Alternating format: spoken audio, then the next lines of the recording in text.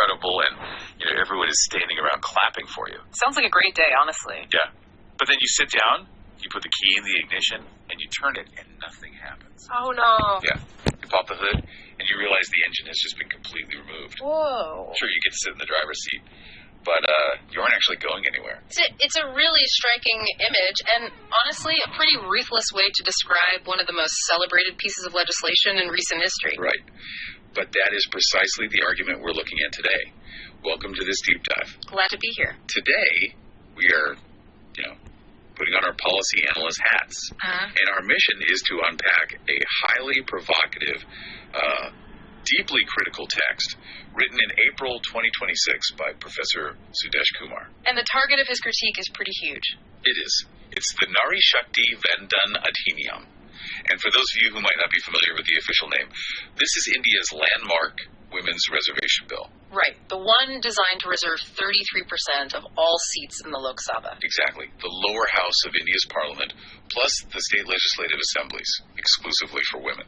And on a global scale, this was hailed as a monumental victory, like a massive legislative hammer taken to the glass ceiling of one of the world's largest democracies. But according to the source material we're digging into today, that hammer might just be, made of foam. Yeah.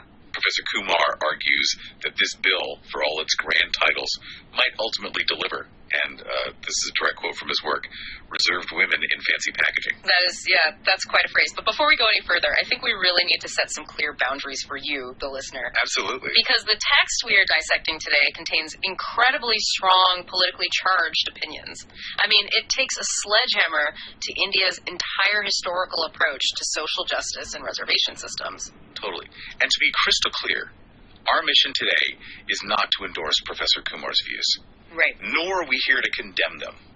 We are not picking a political side here. Not at all. Our job is just to act as your guides to the source material. Yeah. We want to take his arguments apart, look at the underlying mechanics he's pointing to, and really help you understand the specific structural critiques he's leveling against this type of top-down legislation. What's fascinating here is how quickly the author just bypasses the celebratory headlines. Right, he doesn't linger on them at all. No, he forces us to look at the mechanical difference between symbolic representation and genuine political autonomy. It is the vast canyon between being allowed into the room and actually possessing the power to change what happens in that room. Okay, let's unpack this. The author claims that carving out a, quote, special box for women inside a political machine that is still deeply and fundamentally patriarchal, it leaves the older structures of power completely untouched. He's basically arguing that a quota doesn't rewire the machine, it just changes the paint job. Yeah, the text forces us to really look at the how. Like, how does a political party actually function? How do tickets get distributed on the ground? Right. Professor Kumar points out that simply mandating that 33% of seats go to women doesn't magically create an independent class of female political leaders out of thin air. No, of course not. Instead, he warns that these reserved seats will just be swallowed up by the existing power brokers, and he specifically lists them in the text. Oh, right, the patriarchal networks, the family barons, and the male party bosses. Exactly. So let's talk about the mechanics of that. If a male party boss suddenly finds his safe parliamentary seat converted into a reserve seat for a woman, he doesn't just quietly retire. Right. He doesn't just hand over his entire political empire to a highly qualified independent female organizer. Rarely, if ever. The text argues that the historical precedent in these scenarios is proxy politics. Proxy politics. Yeah. The party boss selects a female relative, so a wife, a daughter-in-law, or maybe just a deeply loyal female party worker who, absolutely will not challenge his authority. Because he still controls the purse strings. Precisely. He controls the campaign funding, he controls the local cadre, and ultimately he controls the votes she casts in the assembly. It's basically a ventriloquist act. That's a great way to put it. The microphone is placed in front of the woman. She's physically sitting in the official chair. But the political voice and the actual leverage, they belong entirely to the family baron backstage. And that proxy mechanism is exactly why the author calls this a political injection. An injection. Yeah, it's an artificial surface-level intervention. It gives the optics of diversity without redistributing a single ounce of actual systemic power. Okay, I understand the proxy argument, and it makes sense mechanically. But I have to push back a little here on behalf of the listener. Sure, go ahead. Because someone listening might be thinking, isn't some representation better than zero? Right, the foot in the door argument. Exactly. Even if a woman is brought in as a proxy by a family baron, isn't there a chance that just being in the corridors of power eventually leads to genuine autonomy? Like, eventually she cuts the puppet strings. It's a fair question, but the author would argue that you are, frankly, underestimating the surveillance and control mechanisms of these patriarchal political networks. A proxy who goes rogue loses her funding and her party backing literally overnight. They just cut her off. Completely. The text argument is that the quota system, by its very design, incentivizes the selection of compliant women over capable, independent women. Because the boss isn't looking for a disruptor. Right. He is looking for a placeholder. And that is a bleak diagnosis. It really is. So if these top-down, national-level quotas are just creating placeholders and maintaining the status quo, does the source material actually offer an alternative? Does Professor Kumar point to a mechanism where women's empowerment does work? He does, actually, and the contrast he uses is deeply rooted in local governance. The text points heavily to the track record of women in panchayats. And for context for you listening, panchayats are the localized village councils that handle ground-level administration in India. Right, and the text draws a massive distinction here. It argues that when women gain real, unmediated decision-making power at the panchayat level, the whole political landscape just fundamentally shifts. It really does. But why? I mean, what is the mechanical difference between a woman in a local panchayat and a woman in a national Lok Sabha? It essentially comes down to the proximity of power and the nature of the mandate. Okay, unpack that a bit. Well, at the national or state level, power is mediated by massive, sprawling party machineries. You win because the party machine backed you. Right, it's very abstract and distant. Exactly. But at the village level, the scale is incredibly intimate. The panchayat leader is directly accountable to her neighbors. And more importantly, the text points out that empowered women at this level completely change the spending priorities. Yes, I noticed that detail. The text is very specific about where these empowered local women invest their budgets. Right. They don't pour money into abstract political games. They invest in health clinics, they invest in local education, and they invest in basic infrastructure like water and sanitation. And this is where the author draws a really sharp line against what he calls identity-based patronage. Okay, break that down for me. What exactly does he mean by identity-based patronage in this context?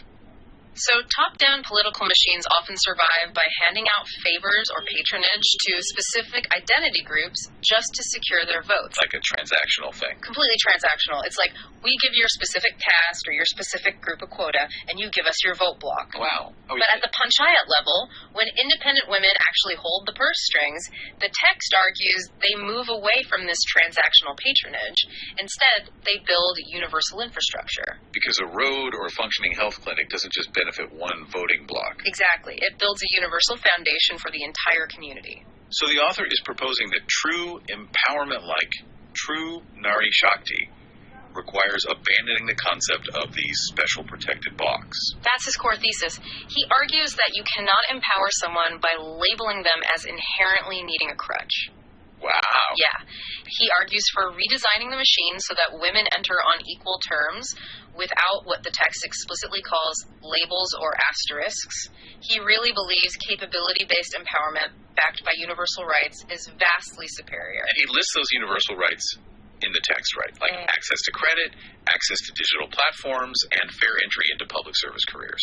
Right, because a digital lending platform algorithm doesn't care if you are a woman. That's a great point. It doesn't have the patriarchal bias of the local village moneylender. If you build universal systems of access, you essentially bypass the male gatekeepers entirely. Okay, I have to play the skeptic again here. Go for it. Because this is where the author's argument feels a bit, I don't know, utopian to me. Yeah. He's suggesting that if we just guarantee universal rights, give women access to credit, ensure they have internet access, clean up the public service exams, that will naturally lead to true political empowerment. You don't buy it. I just wonder if it's naive about the sheer friction of entrenched bias.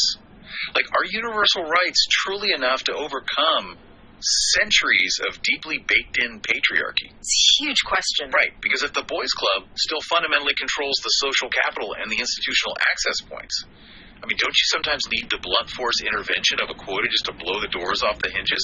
Sometimes you need to force people to share the table before universal rights can even take root. It's a very valid challenge. I mean, can a marginalized group bootstrap their way to power through universal systems if the people managing those systems are implicitly biased against them? Exactly. But the author's counter to your point is that the blunt force intervention of a quota doesn't actually blow the doors off the hinges. It doesn't. According to him, no.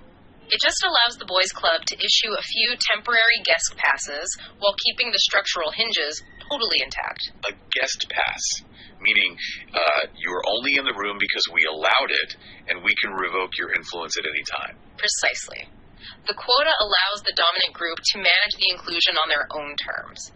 But if we connect this to the bigger picture, the author's critique doesn't just stop at gender. Right. It asks a much deeper question. If building universal access like better schools, fair credit, digital infrastructure actually creates stronger, more independent citizens, why do the political machines lean so heavily on quotas instead?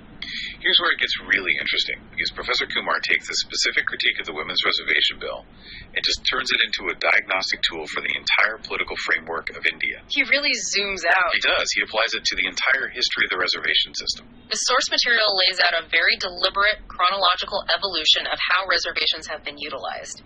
He notes that reservations in India were initially framed by the founders as temporary. Yeah. The original idea was to provide a short-term boost to right historical wrongs. But then it evolved. Right. Temporary gradually shifted into gradual. And then, as decades passed, the quotas became permanent. And not just permanent, but expanded. Right? Exactly. In the modern era, they have become continually expanded. New groups, new subcategories, new percentages. It is the ultimate example of mission creep. And because of this specific timeline, the author arrives at a rather damning conclusion. He claims that the reservation system in India has entirely ceased to be a social justice project. Okay, so what is it then? He says it has mutated into a pure political management tool. A political management tool. You know, the text uses a phrase that really stuck with me. He says the political system has turned citizens into a vote bank-based spreadsheet. Spreadsheet, yeah. Let's look at the mechanics of that. As a politician, instead of looking at your constituency as a complex ecosystem that needs a stronger economy, you literally just look at a spreadsheet. You say, okay, I need to win this state. This subcaste is, 12% of the population. Let's carve out a 2% quota just for them to lock in their votes. You're managing data points, not human development. Right. And the author highlights a massive, glaring contradiction in the data to prove this point. He asks a highly rhetorical question in the text. What's the question? He asks, why is it that the wealthiest, most elite members of certain reserved groups are now significantly richer than the average member of the so-called general or unreserved category, Wow. while the political system continues to market this entire apparatus as a pro-poor initiative? That is a fascinating paradox. Yeah. I mean, if the system's actual functional goal was to lift people out of poverty, the data wouldn't look like that. You would naturally graduate out of the system. Exactly. But the author's point is that the political parties just keep slicing the demographic pie thinner, adding sub-quotas and expanding the lists, because graduating people out of the system destroys the vote bank. Which brings us to the ultimate synthesis of Professor Kumar's critique. He argues that governments use these quotas as what he terms a political visiting card. A visiting card. Explain that concept. How does a quota function as a visiting card? Well, think of it as a substitute for actual service delivery. Okay. Building world-class schools is hard. Reforming the police force is hard. Creating millions of well-paying manufacturing jobs is incredibly hard. Right. Those take decades of real work. Exactly. So when the state fails to deliver those universal economic opportunities, it needs a distraction. It hands the citizen a visiting card. I see. The state essentially says, we know the infrastructure is crumbling, we know there are no jobs, but instead of fixing that, we are going to give your specific identity group a special reserved category. Wow. It's basically a way to buy loyalty on the cheap. You don't have to build a factory if you just promise someone a reserved desk in a factory that doesn't exist yet. Exactly. You are substituting tangible economic development with the emotional appeal of identity politics. And the text takes this to its absolute logical extreme. The author literally calls this phenomenon a chronic dependency disorder that has been grafted onto the Indian state. Chronic dependency disorder. Notice how he frames it as a pathology. Like a disease. Yeah, a systemic disease.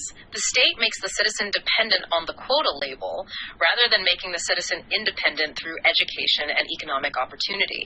Every time the political machine loses ground or faces an economic crisis, its reflex isn't to innovate. Yeah. Its reflex is to discover a new category of people to appease with a new subquota. You know, for you listening, I really want you to try and apply this lens to the systems around you. Because this isn't just about Indian politics, it's a phenomenon of institutional behavior. It really is everywhere. Think about your local governments, or even large corporate organizations you might work for.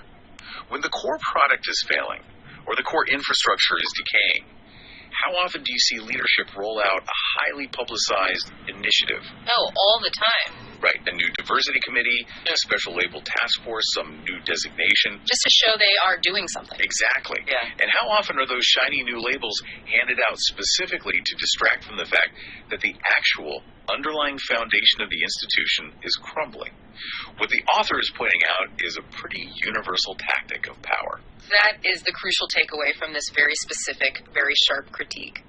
When the quality of public institutions keeps eroding, creating a new specialized category or a new quota is rarely a sign of genuine progress.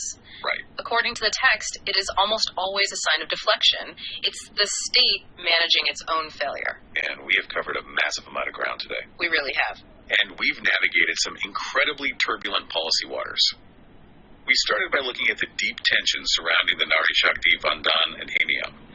We looked at the celebration of a historic 33% reservation for women and contrasted it with the author's stark warning that, mechanically, it acts as a tool of patriarchal management. Right, forcing power to simply use female proxies rather than actually relinquishing control. And then we contrasted a top-down guest pass approach with the tangible, infrastructure-focused successes of women wielding unmediated power in local panchayat governance.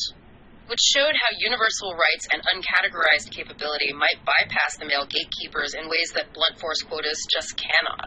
And finally, we zoomed way out to explore Professor Kumar's sweeping systemic critique of the entire reservation system. We unpacked the argument that identity-based patronage has fundamentally replaced the pursuit of universal rights. Right, the idea that social justice initiatives have, over decades, morphed into a vote bank-based spreadsheet. A chronic dependency disorder managed by political parties who prefer handing out labels over building actual infrastructure. As a quick reminder before we close this out, the views we dissected today from Professor Kumar are highly critical, and they definitely run counter to decades of established political strategy in India. Definitely. But regardless of whether you agree with his ultimate conclusions or fundamentally oppose them, understanding his perspective on the mechanics of power is vital. It forces us to look past the celebratory headlines of a policy and examine the actual grinding gears of the machinery beneath it. And that brings us to a final thought I want to leave you with today. Something to mull over that builds on the text we just explored. If political machines eventually learn how to co-opt everything, Which they usually do. right, if they can turn every single metric of inclusion, diversity, or social justice into a calculated data point for vote banking or corporate PR, how can marginalized groups design a political intervention today that mathematically resists being co-opted tomorrow? Oh, wow. Yeah. What does an unhackable policy actually look like? That is the ultimate puzzle for any policymaker.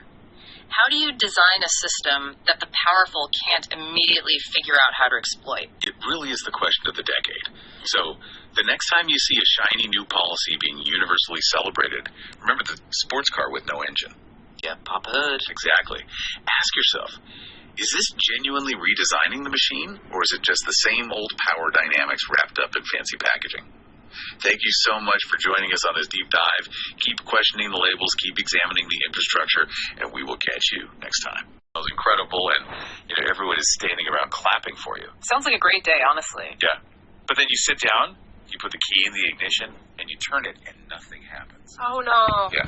You pop the hood, and you realize the engine has just been completely removed. Whoa. Sure, you get to sit in the driver's seat, but you aren't actually going anywhere. It's a really striking image, and honestly, a pretty ruthless way to describe one of the most celebrated pieces of legislation in recent history. Right.